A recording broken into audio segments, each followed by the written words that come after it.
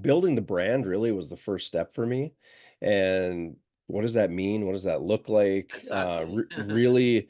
Really defining those details. And then as the brand kind of came to fruition, I looked at it like, I have to champion this thing. Welcome to Unstoppable Podcast with Harry Sardinas, inspiring conversations with influential millionaires, investors, thought leaders, entrepreneurs who are making a massive difference with their innovative products and services, and sharing the challenges and wisdom of how they sold their first million.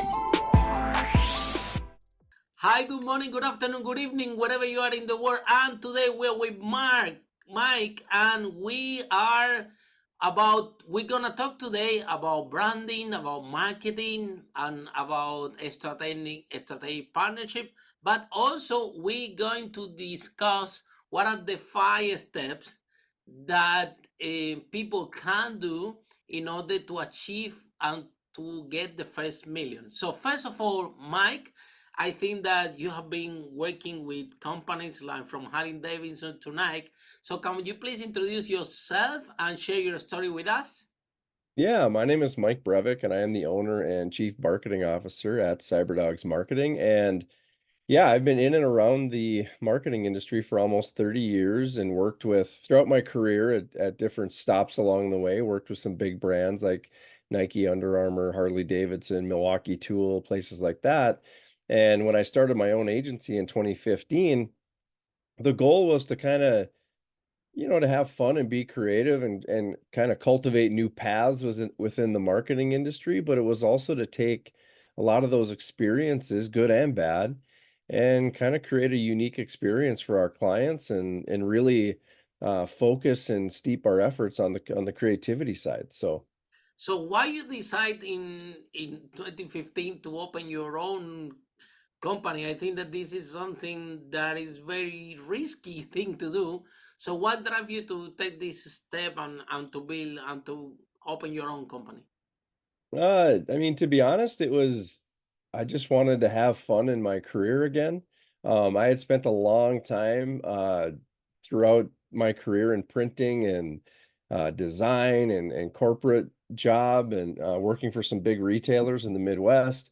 And I just kind of looked in the mirror and thought, well, can I buckle down here and do this for the next 20 years, or do I take this opportunity to kind of hit reset, have some fun and do some things with my career and my experiences? And it's interesting because one of the things that I did before I started my business that is I took a free it was basically a consulting meeting with a business coach. And one of the things I asked him was, I painted him the picture of my dilemma and I was at this crossroads, but I kind of was asking for his advice on whether or not I should do this. Because anytime you start a business, I mean, it's a risk and it's a lot of work and anybody that's done it will tell you it's not easy. And he asked me one simple question, and it's not like a real brain buster question, but it was kind of profound at the time. And his question was, are you employable? And I was like, well, what do you mean? And he's like, well, I mean, if you got fired today, could you get a job? I'm like, yeah, I think so. And he's like, well, then why wouldn't you try this? So the next day I put my notice in, and here we are almost, 9+ years later, still doing it. So I'm still trying it. And, if it doesn't work out, I go get a job, but I don't really see that happening at this point.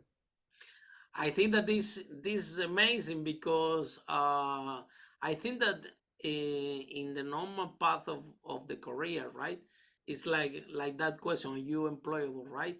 And this comes with a lot of factors because it is involved your lifestyle, is involved your skill sets, and and also our experience. What sometimes happens that is pretty sad is that people um, learn how to do one job and that's the only job they know how to do, and then they are fired Yep. and they are not employable anymore, and they don't know how to create their own company and to develop their own business because now maybe it could be too late. So I think that you took the right step at the right time to go for it.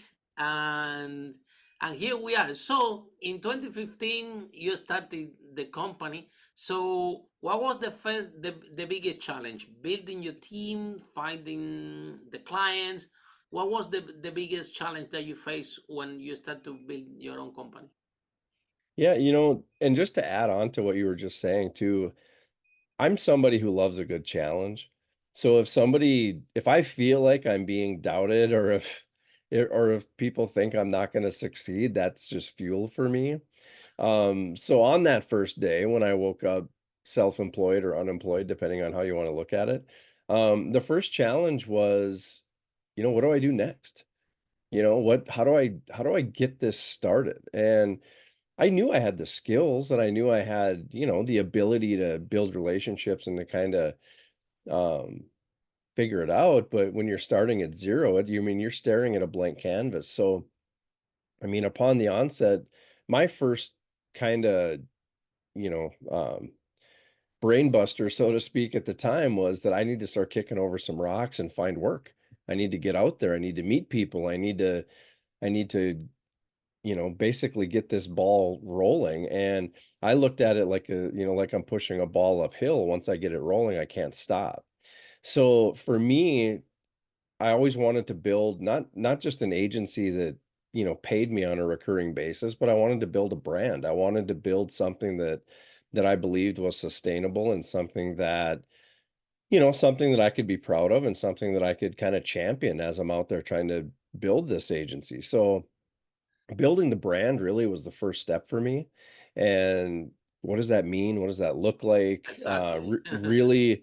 Really defining those details. And then as the brand kind of came to fruition, I looked at it like, I have to champion this thing. So it sounds silly, but like I literally went out there and I got gear made. When I started networking and really going out there and meeting people, I was fully branded from head to toe. Like I had my CyberDogs hat on, my backpack, whatever it was, because I needed to make this thing look as legitimate as humanly possible, whether it was 10 days old or 10 years old. So I really focused on the brand, and kind of creating a first impression was my first step. And then, a second, step 1.2, if you want to call it, was to just get out there and start meeting people, to start networking, and to start to kind of get out there and make myself, part of the conversation. And really at that point, I will say too, that through those conversations and through that, brand building process for myself, as much as I thought I knew when I put my notice in and quit my job, I needed that next step to help refine my own thoughts and to kind of figure out, well, who am I going to be in this whole thing? What is CyberDogs? So that and it's, some of it comes out of fear in a way, because, you're out there trying to hunt and trying to build something from nothing. But, um, you get kind of backed in a corner and you have to figure yourself out quick. So let's talk about branding, yeah, because brand is something that everybody said, okay, this is the brand, right? But not so many people know what is behind this word or what it really means. Yeah. And in your particular case, I mean, you've been working for the biggest companies in the world, very successful, that they have very, very solid brands. So what do you took in consideration to build your own brand, and what was the most important element that you look at when you design, this is going to be my company, but I'm designing this brand, and this is what we are going to represent, what is the mission, the vision, what people will experience when they are landing CyberDogs. Yeah, a lot of people relegate a brand down to just the logo, right? They think the logo is the brand. And they're Exactly. like, "Oh, I like your brand." And it's like, "Well, that's my logo. That's not my brand." Um, but it's a huge part of it. And everything that rolls up in the brand it is your logo, it's your colors, it's your positioning, it's your voice, maybe it's a smell even. There's a Mhm. lot of things that can roll up into what a brand is. But when creating a brand, I think there's I think there's a very big importance that needs to be put on the authenticity of the brand. So the word branding, authenticity, these are words in the marketing industry that get overused. I think they get watered down to a degree where people don't even really know what they mean. Exactly. But for me, the authenticity piece is that you share so much of your personal journey, your growth, your path. All of this is an ingredient. They're all ingredients in this brand soup that you're making, so that by the time the brand kind of comes to fruition and comes to be, there's so much of you personally and part of your journey in it that it just naturally takes on kind of all those different attributes and the pieces of the person who created it, which the byproduct of it is then a love for it. So that you have a commitment, a confidence, and a love for that brand, so that when you go out and market yourself and market your company, or even build it to the point where other people are marketing it for you, there's a very true connecting point there as to how it kind of touches your soul in a way of, this is what our brand is about. This is how we got here. This is the journey that it took to get here. And I don't think that that should be overlooked. A lot of times people just want to whip together a logo and just, let's get rolling. That's all they do. And whatever, to each their own. But for those who take the time to really cultivate something that has a deeper meaning and a almost like a feeling behind it, they come out of the gate that much stronger, and their belief in what they're doing is that much bigger, and their ability to sustain tough times is deeply rooted in the fact that they're entrenched, connected, and believing in that brand. And I don't think that that should be overlooked. And for those who understand that, I think they get it. But I wish everybody got that, because I think it's really, really important, especially if you're cultivating something from nothing. Like, even we take it for granted, like with the Nikes and the whoever, we take it for granted because they're just huge. So that we're just like, yeah, it's Nike or whatever, and we kind of blow it off as it's just this big thing. When deeply rooted, if you do your homework, Nike started, they were selling tennis shoes out of a trunk of a car.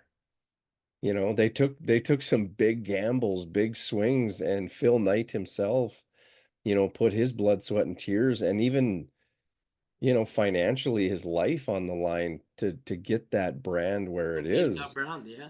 Right. So if you do that homework, like, and you think about the sacrifice and just the belief he had in what he was doing, I mean, I think you'd be foolish to believe that that wasn't part of their success. Follow us for more interviews with world's most influential, audacious entrepreneurs that overcame challenges and adversity, providing you with the blueprint of how they sold their first million so you can grow your business exponentially.